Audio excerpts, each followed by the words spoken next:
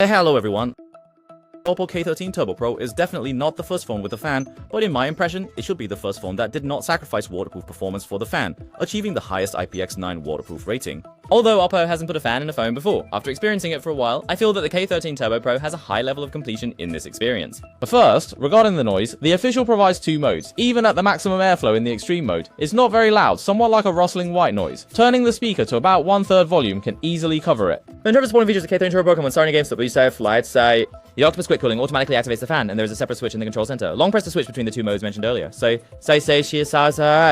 When the built-in microphone needs to be used, the fan will automatically pause to avoid affecting the sound quality. However, if you need to use voice chat while gaming, you might have to connect a headset to use the fan. In terms of appearance design, this fan is quite discreet and not very noticeable. When I first showed the K13 Turbo Pro to someone, they didn't even realize there was a fan in the camera module, and there are just two small holes on the frame. If you're worried about dust issues, the company offers a 5-year, 10-time after-sales maintenance service, and there's a small brush included in the package for simple cleaning. At this point, someone might ask, is it useful to put so much effort into adding a fan? I don't know if you've heard of the Snapdragon 8S Gen 4 chip. I previously made a comparison video about it, and the conclusion was that phones with this chip are okay for daily use, but the gaming experience under medium to high load is really not great. Either it easily locks the frame rate, or it feels very hot to the touch. Well, can the K13 Turbo Pro save the gaming performance of the Snapdragon 8S Gen 4? Friends who've watched our outdoor experience video should already have an idea, at least in terms of user experience, it is indeed useful. We also returned to the company's indoor space to conduct some tests using a standardized model. In the native map running segment, even with the fan turned off, the K13 Turbo Pro is well tuned and performs slightly better than machines on the same platform. When the fan is turned on, the device temperature significantly decreases and the power consumption is only slightly higher. What about the more demanding credit railway? This time we chose the ultra high quality setting with higher rendering resolution and also retested the previously underperforming Redmi Turbo 4 Pro. Once the test results came out, why did the average frame rate drop after turning on the fan? However, the frame rate fluctuations seem about the same. Well, looking back at the line chart, I found that after the K13 Turbo Pro turned on the fan, there was a relatively large fluctuation during the map running, and the fluctuation during the idle farming stage was even more noticeable.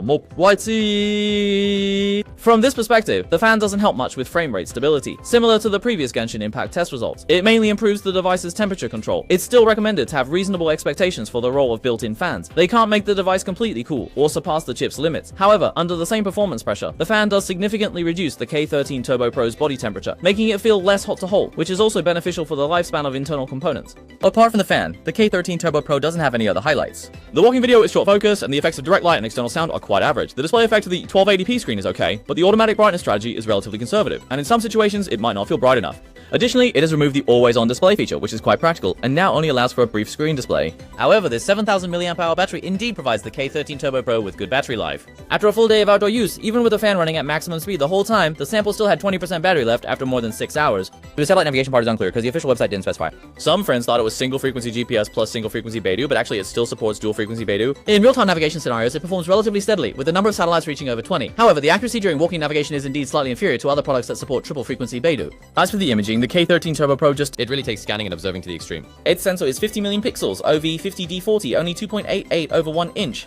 The area is smaller than the front cameras of some phones. Additionally, it does not have an ultra-wide angle lens. The algorithm and color style are equivalent to OPPO's. At first glance, the main camera's actual imaging effect doesn't seem bad, but it truly doesn't withstand Start zooming in and take a closer look. Especially using a 2x zoom to take photos, the resolution becomes quite unfavorable, with significant detail loss. If you need to take photos at the same price point, it's better to consider other products first.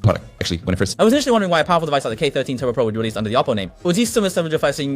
Why not give it to OnePlus or Realme? Then I thought again, consumers. The recognition of the OPPO brand is clearly higher than that of its sub-brands. For the built-in fan, this not very... In terms of mainstream technology, OPPO slightly infringes. On one hand, it can use this technology at a faster speed, push it to a wider audience, and on the other hand, it can also more effectively gather feedback from the market. As for the completion levels shown by the K13 Turbo Pro, I believe the company can fully let go and invest more in built-in fans, as it is indeed one of the few niche features that can genuinely enhance the experience in the tech circle. But I'm more looking forward to seeing the addition of built-in fans in the future on OnePlus's Ace series or Realme's Neo series, combined with a more powerful new platform, which will surely make these new models stand out at the same price point.